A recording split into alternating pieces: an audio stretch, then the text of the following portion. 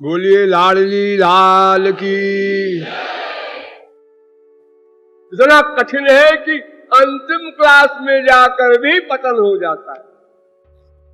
तो ये कर्म, योग, ज्ञान, इन तीनों में जो इतना बड़ा परिश्रम है, साधन है, ये साधन उस साधक को उसके गंतव्य स्थान पर पहुंचाकर मर जाता है। यानी कर्म ने आपको स्वर्ग दे दिया, कर्म मर गया। योग ने चित्त वृत्ति निरोध किया, योग मर गया। अब योग की आवश्यकता नहीं उसको। इसी प्रकार सम दम आदि सब प्रकार के साधन करके ज्ञान प्राप्त किया और फिर ज्ञान भी मर गया। ज्ञान ने अज्ञान को मारा और स्वयं मर गया, केवल आनंद बचा। यानी प्रत्येक साधन मृत हो गया, मर गया, समाप्त हो गया, फल देकर समाप्त। लेकिन भक्ति, ये साधना भी भक्ति, सिद्धि भी भक्ति, भगवान के लोक में भी भक्ति सदा रहेगी। क्या कर रहे हो? भक्ति। किस लिए? भक्ति प्राप्त करने के लिए। क्या करोगे भक्ति प्राप्त करके? भक्ति करेंगे। भक्ति कर रहे हैं भक्ति के लिए, भक्ति को फिर आगे हम अपनी लाइफ में सदा के लिए संजोए रखेंगे। ये अमृत है और सब मृत हो गए। कर्म हो, योग हो, ज्ञान हो, इनके साधन सिद्धि के बाद समाप्त हो जाते हैं।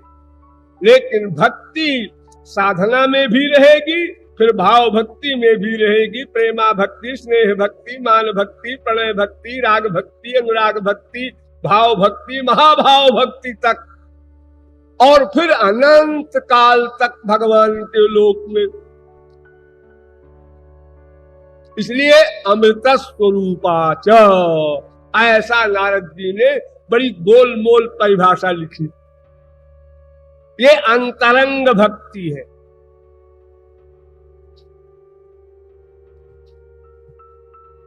ठीक। अब ऐसी भक्ति पाने के बाद रिएक्शन क्या होता है?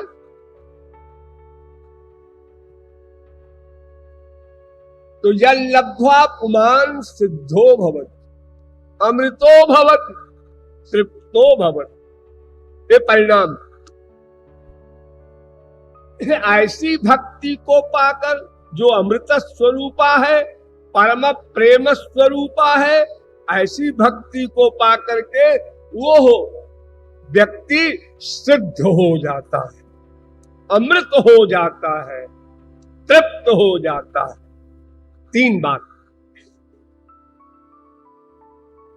शुद्धो भवति, अमृतो भवति, तृप्तो भवति। सिद्धो भवति माने क्या होता है? इससे कुछ जमती नहीं बात। अरे सिद्धि पिद्धि को तो लात मारता है, वो मुक्ति का तो अपमान करता है, सिद्धि को क्या करेगा भक्त? सिद्धो भवति, ये अणिमा लगिमा गरिमा सिद्धियों को भक्त चाहेगा। काग भुषुंडी माधुबर अति प्रसन्न मोहि जान, अणिमादिक सिद्धि थर्ड क्लास, अपर निधि सेकंड क्लास, और मोक्ष सकल सुख खान, ये फर्स्ट क्लास भी आ गया उसमें। लेकिन ये तीनों नहीं चाहता भक्त, वो सिद्धि क्या चाहेगा बेचारा?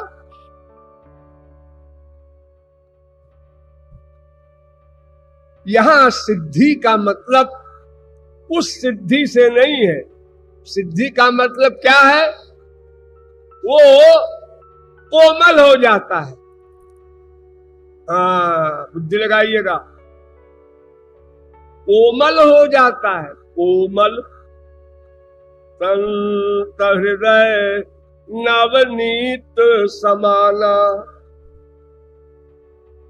मक्खन से भी अधिक कोमल उस भक्त का हृदय हो जाता है। क्योंकि मक्खन तो निज परिताप द्रवई नवनीता, पर दुख द्रवई सो संत पुनीता।